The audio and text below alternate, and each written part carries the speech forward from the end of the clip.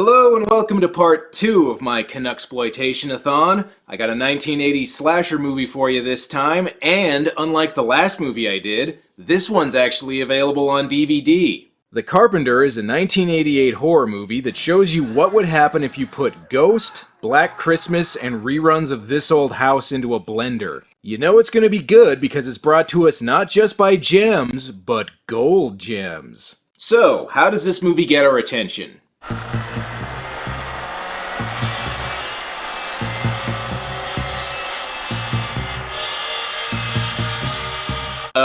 Is there such a thing as power tool porn? 'Cause it feels like that's what I'm watching right now. See, look, there's even a sawdust money shot. All in all, this Jesus biopic is off to a very weird start.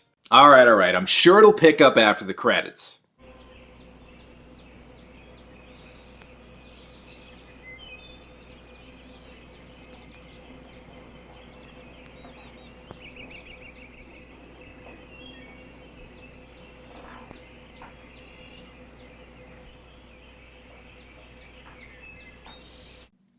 Well, there's a switch. The movie got bored before I did.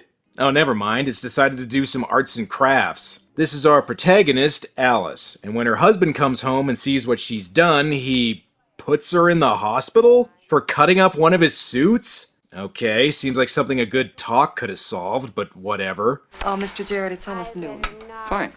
I'm going. I gotta go shop for more suits. Okay, I'm assuming all the dissolves mean that some time has passed and she can leave now, but best to be sure. I'm free. You're free. Free Alice. You're free, Alice. So I take it she's free then? And it turns out she's not in the hospital, she's in the Texas Chainsaw Massacre. Yeah, one of the downsides to having free healthcare, getting your appendix out is a bitch. So there's no point in being inactive. Okay, I guess that was just a dream sequence, although it's kinda hard to tell in this hospital. For example, what the hell is happening with this lady in the back? Oh, and having marital problems with the wife? Just buy her a new house. That way she can have her own closet full of suits she can cut up. Oh yeah, here's something you might notice about this movie. There are a ton of dissolves in it. This would be okay if they just used them to show the passage of time, but a lot of times the movie does them for no reason. Like here, she's just walking towards the house. Why is this edited like a montage? And this is immediately followed by another sequence with even more dissolves. Did the doctor really kill her earlier and these are her dying thoughts? The house still needs some work, so Alice's husband hires the mullet brigade here to fix it up. You're an idiot. Okay, so I'm an idiot. Yeah, I think he had the same conversation with his barber when he asked for that haircut. Foreman Gary Busey Ed Begley Jr. here tells him to get back to work before it gets dark, but too late. Maybe Alice will sleep better now that she's out of the hospital.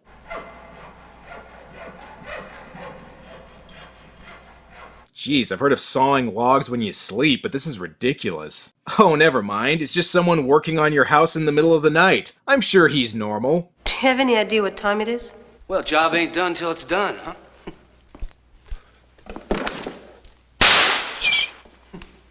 Oh, it's a nail gun. Oh well, now I'm not shitting my pants. Wingshauser plays the Carpenter of the title, and given his filmography, I'm surprised it took me this long to get to one of his movies. Looks like it's time for our meet cute. Look, this work. Do you have to do it now? Well, it ain't done, and it's gotta be done. Okay. I'm sorry. This guy woke you up in the middle of the night and is technically trespassing on your property, and you're the one saying sorry. This movie really is Canadian. Alright, time to unpack her husband's suit so she can cut him up again. And what's this? The Carpenter isn't in the basement anymore? That must mean he's a ghost! Or something even worse. Look, basement walls don't dress themselves, alright? Well, then who did him? It's scabs. Scabs for sure. Well, that just feathers my mullet. We learn Alice's husband is having an affair with one of his students. I guess she must have a thing for guys who look like Phil Silvers. And this is the closest we'll get to any nudity in this movie, so drink it in, people. But it turns out Alice has a secret admirer too. Guys, you want to talk about class? Let's talk about that Jarrett woman, okay? Just so happens I'm supposed to go see her tonight. I don't know, I'm feeling Feeling kind of sensitive. Yeah, right. This guy's idea of a romantic evening is 5-cent wings and a Dawkins concert. Hello, I'm here to be the movie's first victim. Can I come in? Something tells me Alice isn't gonna go for this guy's rugged Joey Buttafuoco-esque good looks. You know, Mrs. Jarrett, I love wine. Don't know too much about it, though, you know? Yeah, this guy probably considers Molson a wine. But I know what the hell I like. Are you talking about sexual assault? Because that's what it looks like. But there's one thing greater than this guy's love of rape, and that's his hatred of scabs. It's those goddamn fucking scab students. Hey, don't hate on scabs, they help stop you from bleeding. Which is something you're gonna need in a second.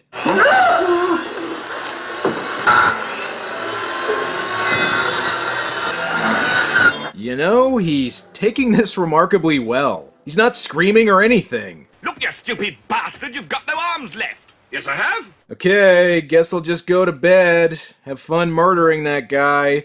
Oh, and sorry you tried to rape me earlier. It's bad enough the Carpenter murdered someone, but he didn't even bother to clean up properly. I think this house needs a total cleaning. Well, hopefully this place comes with a ghost maid you can use. We get some more dissolves, but at least they're in an actual montage this time. Not satisfied with her home life, Alice applies for a job at a paint shop run by a character from a Tim Burton movie. Any retail experience at all? No, but I'm very good with people. I'm very agreeable. You could murder somebody right in front of me and I just act like nothing happened. What about health problems? Well, I recently recovered from a nervous breakdown that had me in the hospital for several weeks, and sometimes I see things that can't really be happening, but I know that, so I don't think it's really anything that will interfere with my job. And you're hired. Is there a sequel to this movie called The Painter? Because I find it hard to believe that this guy doesn't have bodies in his crawl space. And who the hell is this? Mr. Mort, I'd like you to meet my sister, Rachel. Your sister? Well, hello. How do you do? Didn't know you had a sister. Yeah, neither did I. You probably should have introduced her a little earlier. One perk of Alice's new job, she gets all the free paint she wants. And damn it, movie, she's painting the same spot. You don't need a dissolve there. At least the Carpenter's working outside now. Murder is one thing, but you do not want to keep people up at night. That's just rude. Time for Alice to continue her budding romance with a killer ghost carpenter. I've got a job too now. Well, that's fine. I mean, that's real fine. Yeah, I understand that these days that's a lady's privilege. Oh, he kills people and he's okay with women in the workforce? This guy is a real catch. Looks like the Carpenter's unfinished business consists of fixing up the house, so now I know what Casper would be like if he was played by Bob Vila. And damn ghost carpenters taking jobs away from hardworking living people. I'd like to talk to you two guys. You guys. Oh. Yes, massa.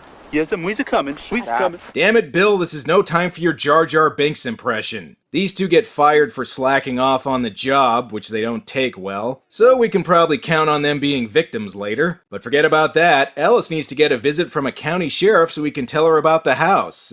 Wait a second, county sheriff? Is this movie supposed to take place in the US? You have a lot to say about what I should be doing. I think this house needs a total cleaning. Guys, you want to talk about class? Let's talk about that Jarrett woman. House paints. Very wrong, buddy.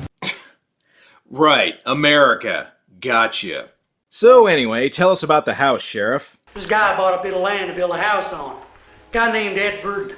Hell, Ed was a carpenter by trade, small time but good. Everyone pretty much agreed that Ed was a nice enough guy.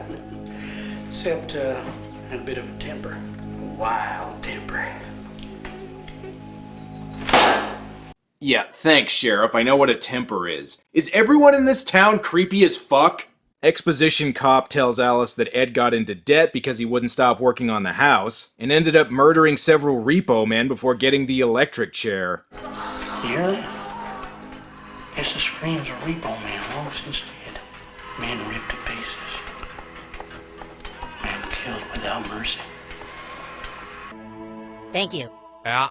Thanks for the donuts, ma'am. Now, if you'll excuse me, I need to tell people about the pet cemetery down the road. As revenge for getting fired, the two guys from earlier decide to break into the house and steal some tools, and if they're sneaky, maybe they can nab them without getting murdered.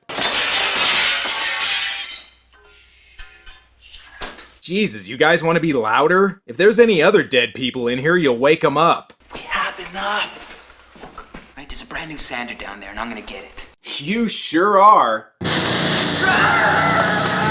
Okay, is everyone in this house deaf? Not only did no one hear these two breaking in, they also apparently don't notice the power tool murder. Then again, considering how Alice reacts to this, maybe they just don't give a shit. Do you really think that's necessary?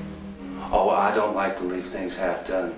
It's a bit messy, don't you think? There's a dead guy in front of you. Don't you care? Yeah, that's the trouble these days.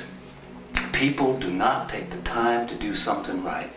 Well, people have different things on their minds. Like what? Ignoring murder? But maybe I'm just not seeing Ed's folksy, undead southern charm. I mean, take a look at this guy. Watch this, see? See what I mean? Soft. Why, in my day, you could go through 10 drill bits before you even reached a man's rib cage. Nice to know the foreman's still working on the house despite several of his workers going missing. But Alice's husband has other things to worry about. You cannot call me here. Well, God knows I've already made enough concessions for you. You cannot call me here at any time. I've got a wife. Don't you think she wonders? I don't know, she doesn't seem to mind people getting violently murdered right in front of her. Maybe she doesn't care that you're cheating on her. Ooh, a hotel with heart-shaped pillows? This guy is a romantic. No, this is serious, Martin. Well, not too serious, I hope. I'm feeling a bit of the piss and vinegar right now. Ugh, I never wanted to know this guy was into water sports. But first, she's got something important to tell him. I'm pregnant, Martin. That's okay. According to Fox News, not only are abortions covered by our healthcare, they're also mandatory. Alice's sister drops by for a visit. I wonder what they're going to talk about. Do you remember that guy? Nelson something. The guy that used to take his pants down near the school. Do you remember the day that he came with a garter around his neck? And he was running around telling everyone he was going to hang himself. And everyone said, please, Nelson, please do it. Put yourself out of your misery. Okay, so even when she was a kid, Alice wanted to see people die in front of her. I guess that explains her attraction to Ed, who's gone from being a carpenter to Colonel Sanders? The music's lovely. Well, nowhere near as lovely as you are. Ed seems kinda nervous. Sure hope he doesn't suffer from premature ectoplasm. And speaking of ghost jizz... Alice, you know what? There's always this.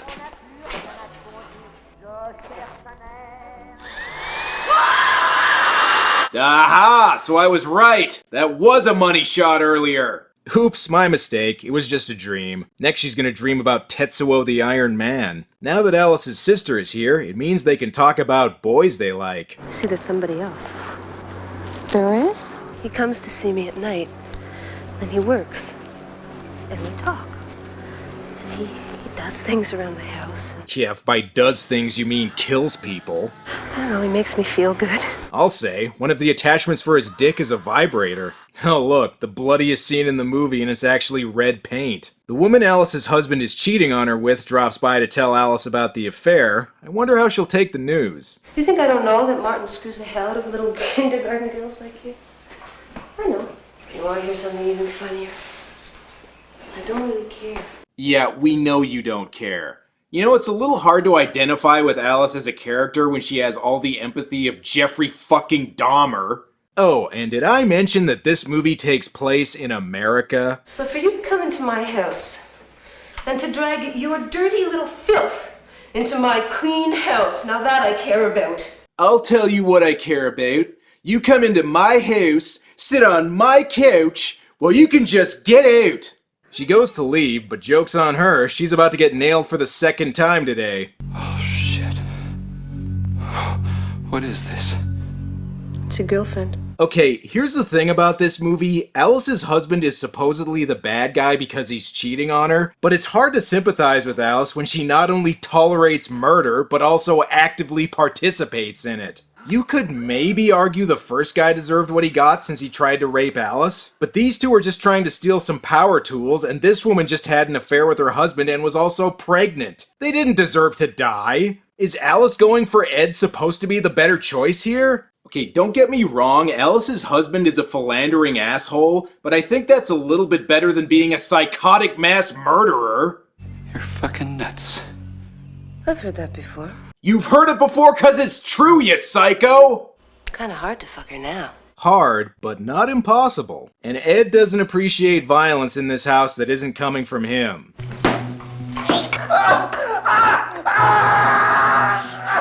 Okay, here's another thing. The murder scenes in this movie are actually kinda subdued.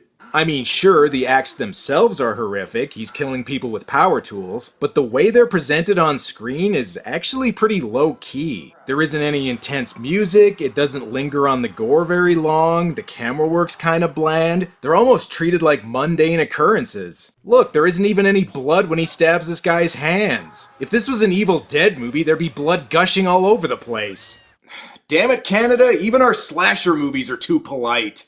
All you know is how to use your head? Oh, my husband's getting murdered. Oh, this is so dreadfully boring. I think I'll take a shower. Alice's sister comes by and manages to have an actual human reaction to dead bodies lying around. Maybe she can talk some sense into her.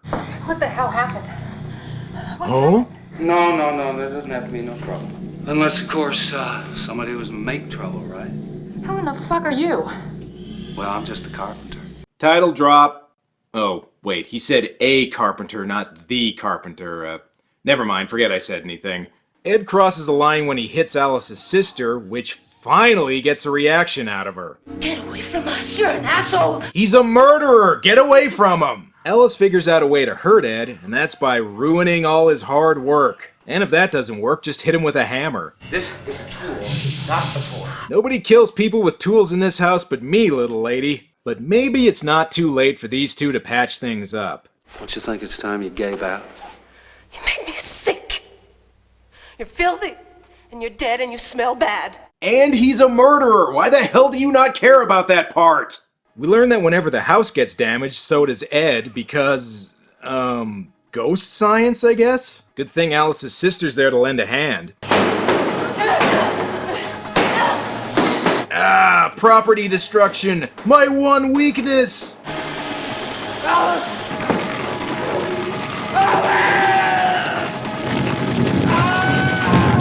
Well, congratulations, Alice. Not only did you get rid of the ghost, but if you have insurance, you might be able to get some money out of this whole situation, too. But some ghosts just can't take a hint. You better be that, Alice! Don't go there! You should have been more of a gentleman, Ed. Yes, you should have been more of a gentleman. And, you know, not a psycho ghost carpenter. The Carpenter seems like an attempt to do a more artsy, low-key horror movie than your average 1980s slasher film, and while it's admirable that it tried to do something a little different, I'm not sure that that was the best approach. I mean, come on, it's about a ghost killing people with power tools. Fuck being low-key, just go for it. One thing that does make the movie worth watching is Wings Hauser's performance. He's like Billy Zane, he was practically born to play guys who are charming and creepy at the same time. It's a decent movie, but much like the country it was made in, it's a little too polite. Well, that's it for part 2, but stay tuned for part 3 to see the return of another veteran of this show. Until next time.